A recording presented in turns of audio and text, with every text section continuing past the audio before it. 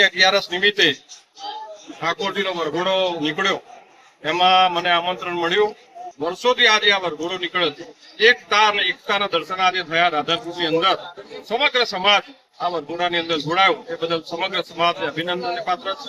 વર્ષો વર્ષ વિના વિઘ્ને આવો વરઘોડો નીકળે અને વિના વિઘ્ને આ વરઘોડો નીકળતા બધાએ ખૂબ સરસ મજાને દર્શન ભગવાનના કરે.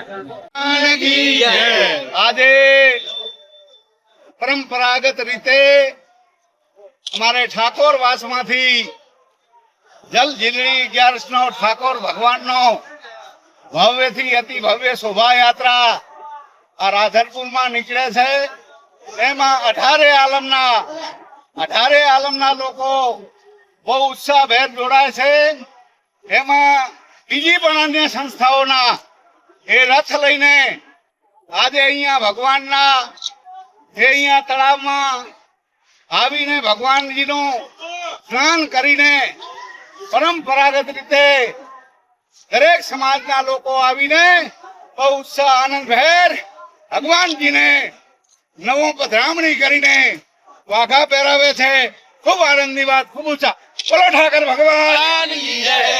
વર્ષો વર્ષ પરંપરાગત વરઘોડો મોટા ઠાકોર વાસમાંથી નીકળી અને ખરગોશા તળાવ ભગવાનની વિધિ કરી અને પરત હવે મોટા ઠાકોર વાસ જશે. અને જે આજે વરઘોડું નીકળ્યું તેમાં પોલીસ સ્ટાફનો ખૂબ ખૂબ આભાર, કારણ કે ઈ લોકોએ ખડા પગે રહી કોઈ અનિશ્ચિત બનાવ ના બને એવી તકલીફ અને આવનાર પબ્લિકે પણ અમને સાથને સહકાર આપ્યો. અને તે પછી કોઈ પણ બનાવ બન્યા વગર સુખ શાંતિથી વરઘોડું પતી ગયો છે. અને પોલીસ સ્ટાફનો ખૂબ ખૂબ આભાર માનીએ છીએ.